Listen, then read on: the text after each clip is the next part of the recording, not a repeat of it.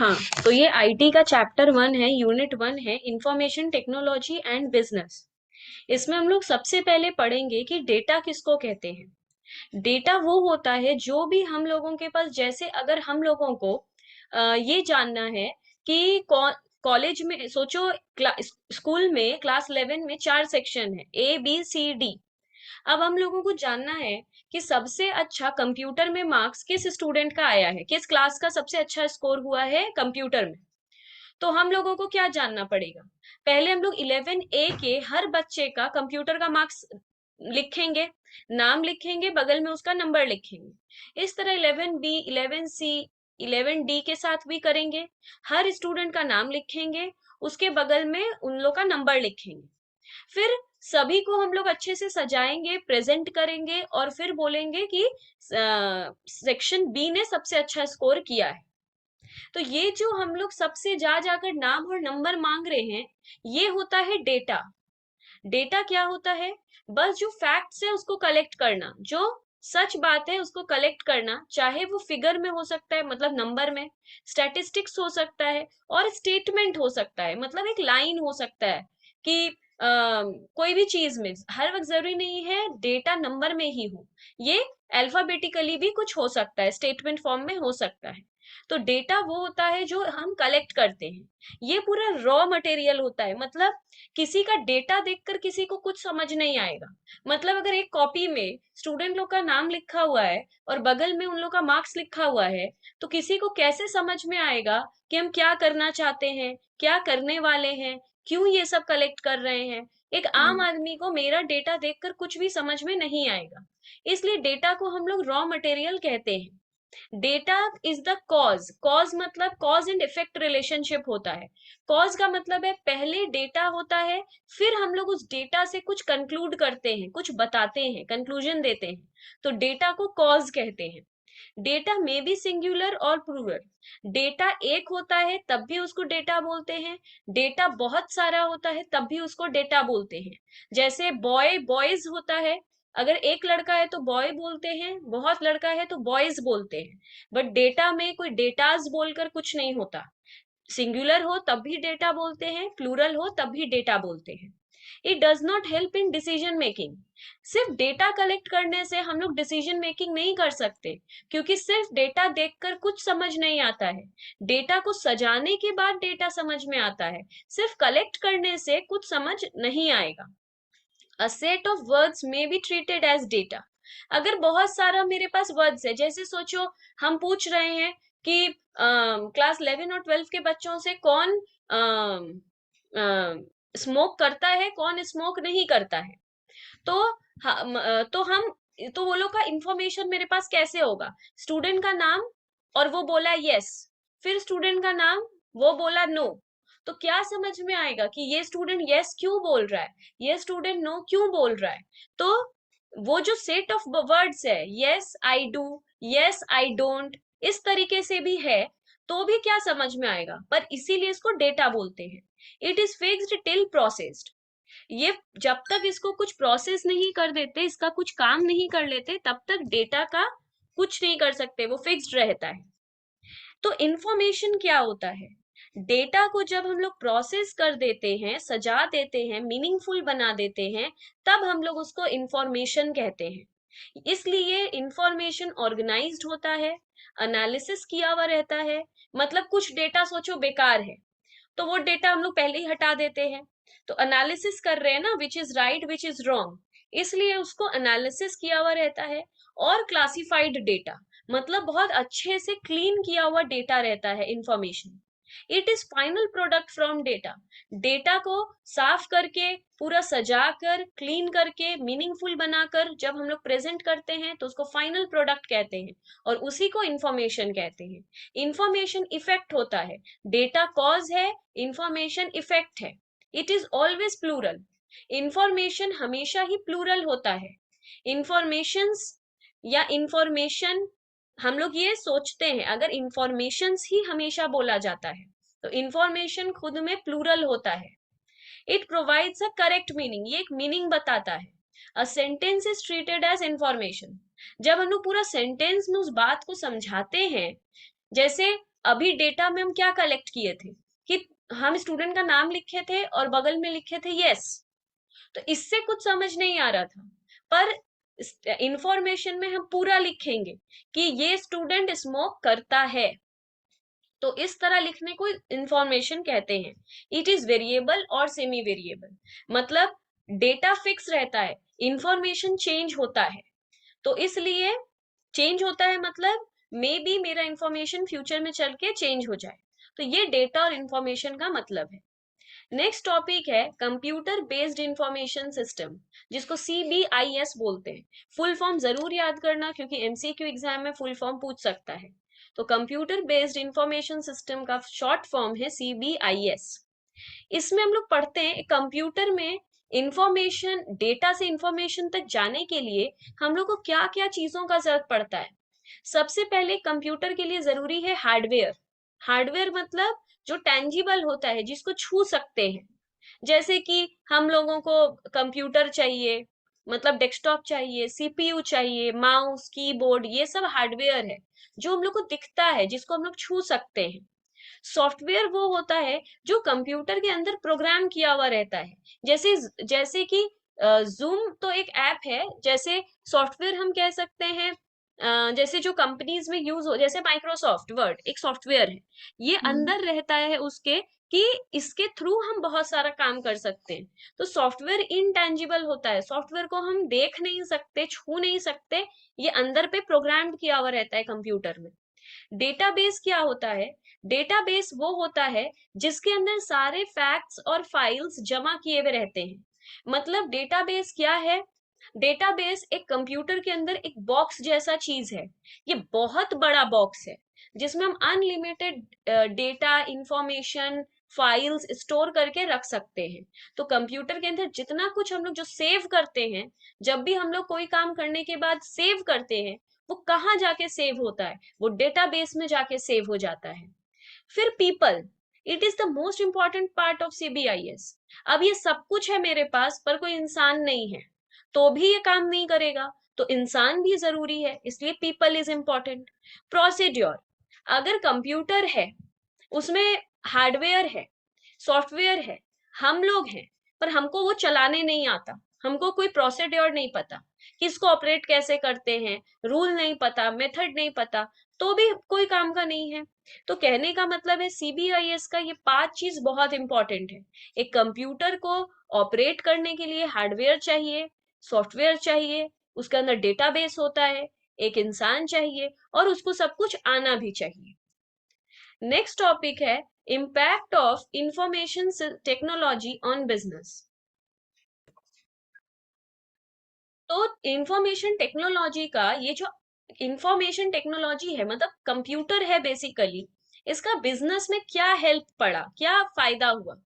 सबसे पहला business application. आज की डेट में हम लोग बहुत सारा एप्लीकेशन बनाते हैं, जैसे जूम। जूम है तभी आज हम लोगों का काम चल रहा है। तो IT बहुत सारा जूम मीटिंग हो रहा है। आज बहुत सारा ऐसा इंफॉर्मेशन, मतलब ऐप है जिससे सभी कुछ ऐप से चल रहा है। स्विगी को ले लो, जोमेटो को ले लो, उबर को ले लो। तो ये IT क्या कर पा रहा है? बिजनेस के लिए ऐप बना पा रहा है, एप्लीकेशन बना पा रहा है। दूसरा BPO, business process outsourcing. Outsource करने का मतलब होता है जो चीज हम खुद नहीं कर सकते, वो चीज हम दूसरों से करवा देते हैं।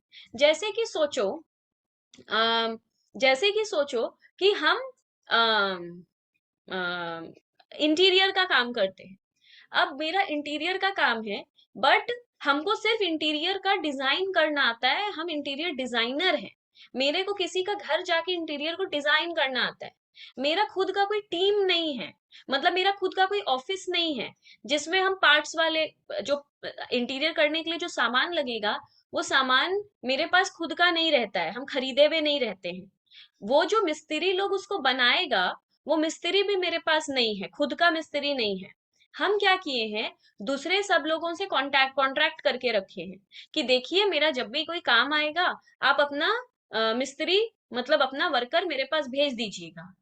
फिर हम एक जन से कॉन्ट्रैक्ट करके रखे हैं कि मेरे पास जब कोई काम आएगा, तो हम जो लिस्ट लिख के देंगे घर सजाने का सामान का, वो आप मेरे पास भेज दीजिएगा। तो ऐसा करके हम दूसरे लोगों के साथ कॉन्ट्रैक्ट करके रखे हैं कि आप लोग मेरे को ये सब प्रोवाइड कर देना, मेरे को दे देना। इसको कहते हैं आउटसोर्स करना। तो ये कैसे पॉसिबल हो पाया है? बीपीओ से, बिजनेस प्रोसेस आउटसोर्स से, कि हम लोग सामान दूसरों से ले पाते हैं। ये आईटी की वजह से पॉसिबल हुआ है। नहीं तो हम इतना सब कुछ मुंह से कैसे मेंटेन करेंगे, कॉपी में लिख लिख के कैसे मेंटेन करेंगे? ये कंप्यूटर की वजह से इतना इजी हो पाया है। फिर केपीयू, केपीओ मतलब नॉलेज प्रोसेस आउटसोर्स। बहुत सारे, अभी जो ऊपर था वो सामान या इंसान को आउटसोर्स कर रहा था, कभी कभी हम लोग नॉलेज को भी आउटसोर्स करते हैं। जैसे सोचो, मेरे पास मेरा सीए फर्म है, बट मेरा ऐसे ही एक ऑफिस है जिसमें हम सीए वाला सारा काम करते हैं। बट ना हम सीए हैं, ना हम कोई सीए को हायर करके रखे हैं। बस हम क्या करते हैं, जब रिटर्न फाइलिंग का डेट आता है 31 जुलाई को, तब हम क्या करते हैं, एक सीए को हायर कर लेते हैं, और वो बस मेरा सारा में साइन कर देता है। सारा काम हम ही करते हैं, बट हम साइन नहीं कर सकते क्योंकि हम सीए नहीं है। तो हम बस सीए को बोलते हैं तुम साइन कर दो, एक बार देख लो मेरा काम जो किया हुआ है उसको देख लो, और देखने के बाद अगर सही लगे तो साइन कर देना। तो हम आदमी हायर नहीं कर रहे हैं, हम उसका नॉलेज हायर कर रहे हैं। हम उस सीए को अपने ऑफिस में नहीं बुला रहे हैं, हम बस उसको बोल रहे हैं हम तुमको मेल कर रहे हैं सारा डॉक्यूमेंट, या पोस्ट कर रहे हैं सारा डॉक्यूमेंट, तुम देख लो और उसको साइन करके दे दो। तो हम यहाँ उसे कोई सामान नहीं ले रहे, उसका नॉलेज आउटसोर्स कर रहे हैं। तो इसको कहते हैं केपीओ। फिर intra organisational and inter organisation communication by using network technology. Intra होता है एक ऑफिस के विद इन में, मतलब एक ऑफिस के अंदर जो बातचीत होता है। तो एक बैंक है, सोचो, एक बैंक में चार चार लोग बैठा हुआ है, चार कंप्यूटर लेकर, इस केबिन से उस केबिन में उसको बात करना है। तो वो क्या करेगा, उठ के थोड़ी जाएगा अपने केबिन से उसके केबिन में, पहले जाता था। आज के डेट में कंप्यूटर से ही वो सारा इंफॉर्मेशन उसको भेज देता है, वो देख के चेक करके इसको फिर से कंप्यूटर से ही सारा चीज भेज देता है। तो अब उठकर अपने सीट से दूसरे के केबिन में नहीं जाना पड़ता है, ऐसे ही कम्युनिकेशन हो जाता है नेटवर्क टेक्नोलॉजी के हेल्प से। तो इंट्रा मतलब ऑर्गेनाइजेशन के अंदर बातचीत, इंटर ऑर्गेनाइजेशन मतलब एक ऑर्गेनाइजेशन के बाहर। सोचो, यस बैंक, एक यस बैंक को दूसरे यस बैंक के एम्प्लॉय से बात करना है, तो इंटर ऑर्गेनाइजेशन बात हो रहा है, एक बैंक को दूसरे बैंक से बात करना है। तो भी वो फोन करके या उठ के जाके बात नहीं करेगा, वो सारा चीज कंप्यूटर के थ्रू ही उसको दिखा देगा, सब कुछ समझा देगा। फिफ्थ है रिजर्वेशन थ्रू ऑनलाइन सिस्टम। हम लोग आज के डेट में कोई भी, आज ट्रेन का जो बिजनेस हो रहा है, फ्लाइट का बिजनेस हो रहा है, सभी तो कंप्यूटर से बुक कर ले रहा है आज के डेट में। ट्रांजैक्शन इन बैंक्स, बैंक में जितना ट्रांजैक्शन हो रहा है सब इंटरनेट के थ्रू हो रहा है, इंफॉर्मेशन टेक्नोलॉजी के हेल्प से। इसके बाद बोल रहा है types of information system. Information system कितने टाइप का होता है? इंफॉर्मेशन सिस्टम क्या था, अभी जो हम लोग पढ़े इतना कुछ, कि एक सीबीआईएस जो पढ़े, कंप्यूटर बेस्ड इंफॉर्मेशन सिस्टम, उसी का टाइप है ये। तो कितने टाइप का ये होता है? पहला official automation system, full form याद रखना, ओएएस। इसका मतलब क्या होता है? It support clerical office work. ये जो ओएएस होता है, ऑफिस ऑटोमेशन सिस्टम, ये ऑफिस के अंदर जितना भी क्लरिकल वर्क है, क्लरिकल वर्क मतलब जैसे कि टाइपिस्ट, अकाउंटेंट, ये सब का जो काम होता है, it is used by payroll, invoicing, billing, inquiry, ये सब करने में। जैसे पेरोल, अब तुम कितना, आजकल हम लोग देखते हैं कोई भी ऑफिस में थंब इम्प्रेशन से अटेंडेंस हो जाता है। पहले क्या होता था, एक सिक्योरिटी रजिस्टर लेके बैठा रहता था। अगर हम ऑफिस में, मेरा घुसने का टाइम है 10 बजे, अगर मेरे को 10:05 हो गया, तो भी हम रजिस्टर में एंट्री कर देते थे 10 बजे, कि मेरा लेट मार्क ना हो। अब क्या होता है, अब थंब इम्प्रेशन से होता है, हम थंब इम्प्रेशन दे दिए तभी गेट खुलेगा। वो एक एक सेकंड का हिसाब रख लेता है थंब इम्प्रेशन में जो मशीन होता है। अगर हम 10:01 में भी एंटर किए हैं तो वो मेरे को लेट मार्क कर देगा। बट सिक्योरिटी रहता है तो हम लोग क्या बोलते हैं, भाई 5 मिनट ही तो लेट हुए, 1 ही मिनट तो लेट हुए, छोड़ दो ना, लेट मार्क मत करो। वो भी बोलता है ठीक है। पर थंब इम्प्रेशन को क्या बोलेंगे, कुछ नहीं। तो एकदम एग्जैक्टली पेरोल डिसाइड हो पाता है, इनवॉइसिंग, बिलिंग, इंक्वायरी, सब कुछ, ये सब टाइप का काम ओएएस से होता है। नेक्स्ट है transaction processing system, TPS. It is used to capture, classify, organize, store, maintain, update, and retrieve the data, and it provides data to MIS and DSS. ये मेन क्या करता है, सारा ट्रांजैक्शन करने में हेल्प करता है। जैसे कोई भी परचेज और सेल होता है, तो जैसे ही हम लोग कोई परचेज किए, वो उसको कैप्चर कर लेता है। जैसे हम लोग कोई मॉल में जाते हैं, तो वो एक एक प्रोडक्ट उठाता है और उसको उसका बारकोड रीडर से उसके बारकोड को रीड करता है। जैसे ही उसके ऊपर वो बारकोड रीडर को लाता है, वो उसके बारकोड को रीड कर लेता है और कैप्चर हो जाता है कंप्यूटर में कि ये प्रोडक्ट सेल हो गया है। और फिर वो उसको क्लासिफाई भी कर देता है। शर्ट वाला, जैसे हम लोग तो एक ही साथ काउंटर में ले जाते हैं, लड़कों का शर्ट भी, लड़कियों का टॉप भी, लड़कियों का कॉस्मेटिक्स भी, शूज भी। तो उसको कंप्यूटर के अंदर अपने आप ही क्लासिफाई कर देता है। लड़कों का लड़कों के सेगमेंट में इंफॉर्मेशन भेज देता है, लड़कियों का लड़कियों के सेगमेंट में, और अलग अलग प्रोडक्ट का सेगमेंट में भी अपने आप भेज देता है। वो बैठ के एंट्री नहीं करना पड़ता है, वो अपने आप ही कैप्चर हो जाता है, क्लासिफाई हो जाता है, ऑर्गेनाइज हो जाता है, सज जाता है, स्टोर भी हो जाता है, मेंटेन भी हो जाता है, अपडेट भी हो जाता है। तो ये सारा चीज जो हो जाता है ट्रांजैक्शन से रिलेटेड, परचेज और सेल से रिलेटेड, इसी टीपीएस होता है। नेक्स्ट है एमआईएस। एमआईएस क्या होता है? एमआईएस का फुल फॉर्म देख लो, मैनेजमेंट इंफॉर्मेशन सिस्टम। डीएसएस का डिसीजन सपोर्ट सिस्टम। ये सब जो हो रहा है, ये इट प्रोवाइड्स डेटा टू, ये यहाँ यहाँ जाकर ये सब स्टोर हो जाता है। एमआईएस होता क्या है? It provides flexible and speedy access to data. ये डेटा को बहुत जल्दी, जैसे जैसे ही बारकोड रीडर में हम लोग पंच करता है, वो बस ऊपर उसके लाता है, ये तुरंत हो जाता है। ऐसा नहीं बोलता है मैम 5 मिनट रुकिए, ये प्रोडक्ट का अभी रिट्रीव हो रहा है, ये प्रोडक्ट अभी सेव हो रहा है, ऐसा कुछ नहीं होता है। एक एक सेकंड के अंदर वो होता जाता है, क्योंकि ये बहुत स्पीडी एक्सेस देता है। It is used for generating output by TPS. ये टीपीएस से आता है, वो जो हम लोग पंच करता है, वो रीड करता है, वो उससे ये हो जाता है। It is used bye middle level management, तो मैनेजमेंट का आदमी लोग भी देख पाता है क्या हो रहा है क्या नहीं। डीएसएस क्या है? Decision support system. It is used bye top level management. MIS को देखने का राइट सिर्फ मिडिल लेवल मैनेजमेंट को है, पर डिसीजन सपोर्ट सिस्टम उसी को लेके फिर वो डिसाइड करता है। क्या डिसाइड करेगा इसको लेके? जैसे सोचो, उन लोग देख रहा है कि ये वाला कंपनी का प्रोडक्ट बहुत ज्यादा सेल होता है, तो उन लोग उस प्रोडक्ट को ज्यादा खरीद के अपने पास स्टोर करके रखेगा। सोचो, एक ब्रांड का कोई सेल है ही नहीं, दिखता ही नहीं है, कोई इनवॉइस है ही नहीं, तो वो लोग समझ पाएगा ये ब्रांड मतलब ज्यादा सेल नहीं होता है, तो डिसीजन कुछ कर पाएगा। तो इसके लिए टॉप लेवल मैनेजमेंट डीएसएस को जाके देखता है। It belongs from non programmed category. It is used for OAS. OAS में काम आता है, इनवॉइस करने में, बिलिंग, इंक्वायरी, ये सब में वो काम आता है डीएसएस।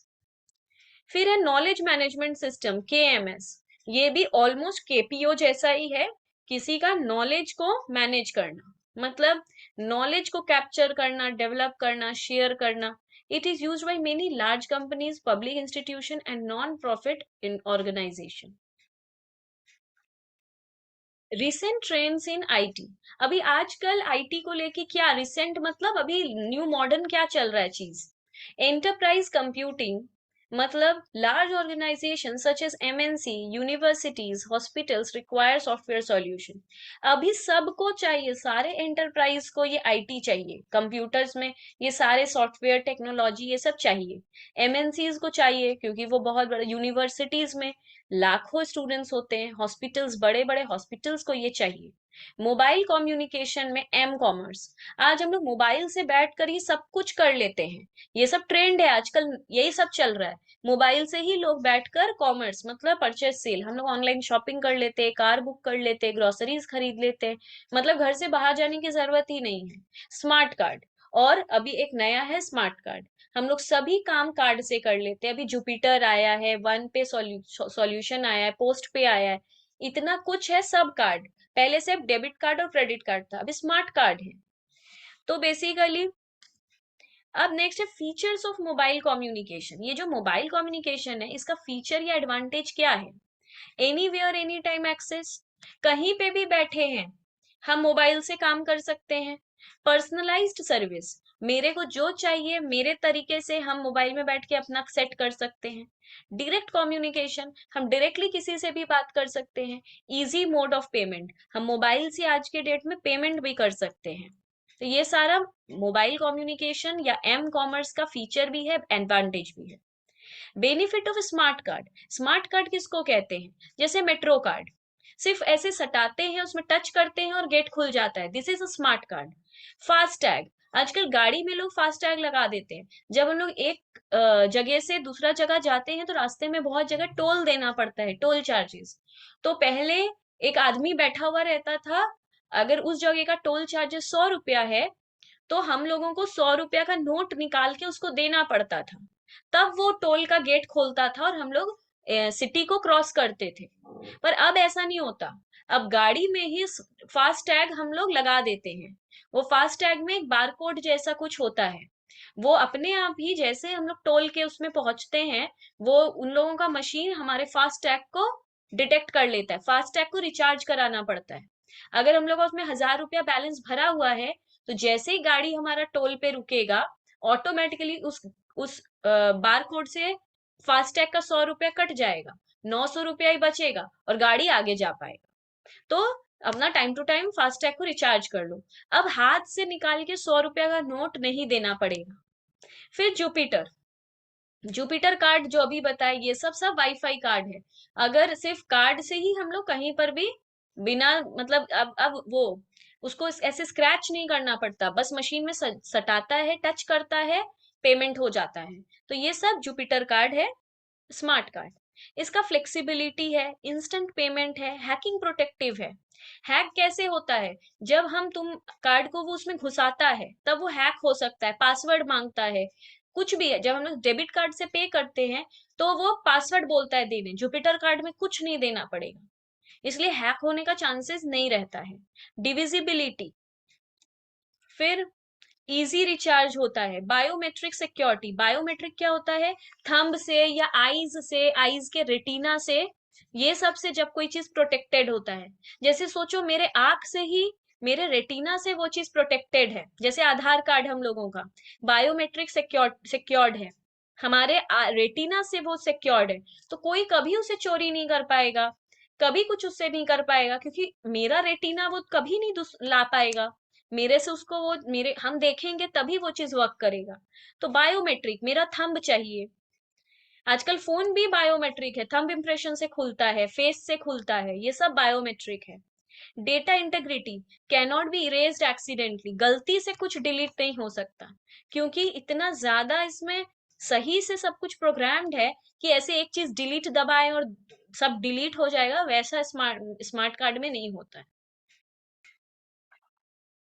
इसके बाद बोल रहा है कैरेक्टरिस्टिक ऑफ इंफॉर्मेशन सिस्टम, जो अभी इंफॉर्मेशन सिस्टम हम तब से पढ़ा रहे हैं, उसका कैरेक्टरिस्टिक कैसे? अंडरस्टैंडेबल है, सबको समझ में आता है, रिलीवेंट है मतलब बहुत इंपॉर्टेंट है, कंप्लीट है, अवेलेबल होता है, रिलायबल होता है, रिलायबल मतलब इस पे हम लोग ट्रस्ट कर सकते हैं, कॉन्साइज होता है मतलब जितन वही उतना ही करता है जितना काम हम लोग को चाहिए, चाहिए मतलब अननेसेसरीली बहुत बहुत लंबा करके कोई चीज को नहीं करता है। कॉन्साइज मतलब बहुत छोटे से जल्दी से किसी चीज को करना, टाइमली करता है, कॉस्ट इफेक्टिव है, सस्ता पड़ता है। सॉफ्टवेयर क्या है? अ सेट ऑफ प्रोग्राम्स, बहुत सारा जिसमें प्रोग्राम्स है, बहुत सारा इंस्ट्रक्शन है, उसको हम लोग सॉफ्टवेयर कहते हैं। फिर टाइप्स ऑफ सॉफ्टवेयर, सॉफ्टवेयर कितने टाइप का होता है? 3 टाइप का, system software, application software, utility software. System software होता है जितना भी ऑपरेटिंग सिस्टम है, जितना भी ड्राइवर्स है, मतलब विंडोज, एंड्रॉइड, लाइनक्स, ये सिस्टम सॉफ्टवेयर है। डेली लाइफ में हम लोग इसको सिर्फ सॉफ्टवेयर बोलते हैं, पर जितना भी ऑपरेटिंग सिस्टम है, जो मेन उसके अंदर है, जो सब कुछ को ऑपरेट कर रहा है, विंडोज के फोन पे विंडोज है, एंड्रॉइड फोन में एंड्रॉइड है, लाइनक्स में लाइनक्स है। एप्लीकेशन सॉफ्टवेयर क्या होता है? ये सब एप्लीकेशन है, एमएस ऑफिस ही एप्लीकेशन सॉफ्टवेयर है, मतलब Word, Excel, PowerPoint, Access, media players, ये सब एप्लीकेशन सॉफ्टवेयर है। यूटिलिटी सॉफ्टवेयर क्या होता है? एंटीवायरस वाला सॉफ्टवेयर, बैकअप लेने वाला सॉफ्टवेयर, और डिश टूल्स। ये डिश टूल्स छोड़ दो, नाम याद रखो बस, यूटिलिटी के अंदर आता है, बाकी ये दोनों तो समझ में भी आता है। फिर सॉफ्टवेयर, अब डिटेल में सॉफ्टवेयर पढ़ रहे हैं। वर्ड प्रोसेसिंग क्या होता है? जब हम कोई भी सॉफ्टवेयर के थ्रू हम लोग, जैसे हम लोग अगर सोचो, हम ये अभी तुम लोग को लिख कर दे दिए हैं, तुम लोगों को हर पेज पे ऊपर पेज 1 पेज 2 लिखना है, तो तुम लोग को मेरे इस फाइल को एडिट करना पड़ेगा। पर ये ऐसे ही किसी का मोबाइल में एडिट नहीं होगा, क्योंकि ये मेरा हैंड रिटेन है। हैंड रिटेन पेज कभी एडिट नहीं होता। पर क्या कभी एडिट नहीं होता? होता है। इसका सॉफ्टवेयर आता है, एप्लीकेशन सॉफ्टवेयर, जिससे हम लोग किसी भी लिखे हुए चीज को भी एडिट कर सकते हैं, सेव कर सकते हैं, डॉक्यूमेंट प्रिंट कर सकते हैं। ये वर्ड प्रोसेसिंग वाला सॉफ्टवेयर से होता है। स्प्रेडशीट, स्प्रेडशीट क्या है? ये एक इलेक्ट्रॉनिक डॉक्यूमेंट है। इसमें रोज कॉलम सब कुछ होता है। जो MS एक्सेल होता है, एक्सेल जो होता है जिसमें बहुत सारे बॉक्स होते हैं, तो उसको स्प्रेडशीट कहते हैं। It allows user to draw variety of charts. उसमें हम लोग बार डायग्राम, पाई डायग्राम ये सब बना पाते हैं। इंटरप्रेट करने के लिए कोई प्रोजेक्ट प्रोजेक्ट में देता है, तो वो स्प्रेडशीट से होता है। डेटाबेस क्या होता है? हम अभी बताए थे, जिसमें सारा डेटा स्टोर होता है। तो वही हम लिखे हैं, data storage, data backup, recovery, data presentation. जैसे कि फेसबुक, फेसबुक एक तरीके का डेटाबेस है। क्यों? उसमें सब चीज रिकॉर्डेड रहता है। आज अगर हम अपना उसमें कोई फोटो पोस्ट किए हैं, आज ही के डेट पे नेक्स्ट ईयर वो फिर दिखाएगा कि हम लास्ट ईयर इस डेट पे पोस्ट किए थे। तो वो सब कुछ रिकॉर्ड करके रखता है, स्टोर करके रखता है, बैकअप रखता है, इसीलिए वो मेरे को दिखा पाता है। तो Facebook is a database. MS Word, MS Excel एक बार रिकॉर्ड कर लो, लाइफ टाइम रहता है मेरे पास। तो ये सब डेटाबेस है। फिर अकाउंटिंग, अकाउंट्स के लिए भी सॉफ्टवेयर आता है, एप्लीकेशन सॉफ्टवेयर है, जिसमें हम सारा काम कर पाते हैं, एक्सपेंस, इनवॉइस, इन्वेंट्री सब। इसका क्या है? माइक्रोसॉफ्ट मनी एक तरीके का अकाउंटिंग सॉफ्टवेयर है। क्विक बुक्स, ये भी एक तरीके का अकाउंटिंग सॉफ्टवेयर है। ये सब। अब KPO क्या है? पीछे भी हम ये लिखा है था, पर यहाँ डिटेल में है। Knowledge process outsourcing is the process of outsourcing knowledge. Knowledge को आउटसोर्स कर रहे हैं, दूसरे के नॉलेज को ले रहे हैं। In intensive activities that are data driven and encompass the process of gathering, managing, analyzing and delivering insights into business। हम लोग इंसान को लेकर नहीं आ रहे हैं, सिर्फ उसके नॉलेज को लेकर आ रहे हैं, कि हम लोग सब कुछ मैनेज कर सके, सब कुछ एनालाइज कर सके, सब कुछ को डिलीवर कर सके, अंदर से देख सके। इनसाइट मतलब अंदर से देख सके। तो हम लोग किसी के नॉलेज को लेके आ रहे हैं। ये BPO का ही आगे का वर्जन है। BPO पुराना था। BPO क्या था? जब हम लोग दूसरों से बिजनेस लेते हैं, दूसरों से काम करवाते हैं और दूसरों को लेकर आते हैं। पर KPO है सिर्फ दूसरे की नॉलेज को लेकर आना। इंसान नहीं चाहिए मेरे को, सामान नहीं चाहिए। It offers low cost expertise. जैसे आजकल जो ऑनलाइन टीचर्स, जैसे वो जो अन अकेडमी है, अन अकेडमी क्या कर रहा है? अन अकेडमी एक आदमी का कंपनी है जो ट्यूशन सेंटर के लिए कोचिंग क्लासेस दे रहा है। पर वो सोचो, मेरे को फोन किया और बोला आपको आके नहीं पढ़ाना है मेरे यहाँ, आप अपने घर में जैसे पढ़ाते हो आप वैसे ही पढ़ाओ, बट आपको अन अकेडमी का टी शर्ट पहनना है और हम लोग जिस सॉफ्टवेयर से बोलेंगे आपको उसी सॉफ्टवेयर से पढ़ाना है। आप स्टूडेंट के साथ डायरेक्टली कहीं पे भी चैट नहीं कर सकते, बात नहीं कर सकते। आपको सिर्फ क्लास में उन्हें पढ़ाना है और चले जाना है, अपने घर से ही पढ़ाना है। तो वो मेरा नॉलेज आउटसोर्स कर रहे हैं। वो मुझे मेरे मेरे को आने नहीं बोल रहे हैं। मेरे को नहीं बोल रहे आप 10 जगह फोन करके स्टूडेंट लेकर आओ। वो मेरे को स्टूडेंट देंगे, बस मुझे पढ़ाना है। तो इसे कहते हैं नॉलेज प्रोसेस आउटसोर्स। तो political and economic instability has effect on KPO। तो जब भी कुछ पॉलिटिकल या इकोनॉमिक खराब होता है ना कंट्री में, तो KPO पे इम्पैक्ट पड़ता है, नॉलेज प्रोसेस आउटसोर्सिंग पे इम्पैक्ट पड़ता है। क्यों?